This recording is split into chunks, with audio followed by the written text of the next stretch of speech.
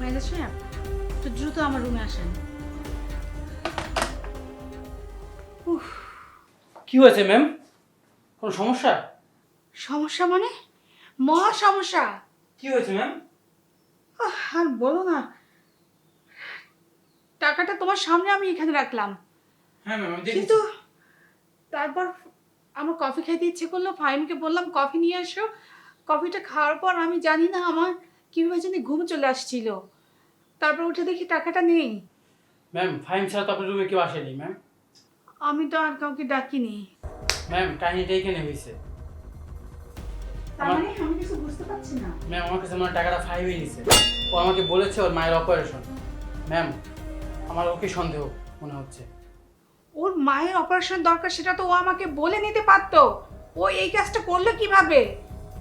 এক্ষুনি ওকে ডেকে নিয়ে আসো। ঠিক আছে ম্যাম। ম্যাম, এই যে নিয়ে আসছি ম্যাম। দাঁড়াও দাঁড়াও, এখানে দাঁড়াও ম্যাম, সামনে দাঁড়াও।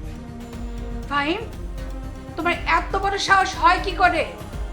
তুমি প্রথমে আমার কফিতে ঘুমের ওষুধ মিশিয়েছো, তারপর সুযোগ বুঝে তুমি টাকাগুলো নিয়ে গেছো। ম্যাম, আমি তো কোনো টাকা পয়সা নেই আর টাকা পয়সা বিষয়ে তো কিচ্ছুই জানি না। আমি তো আপনার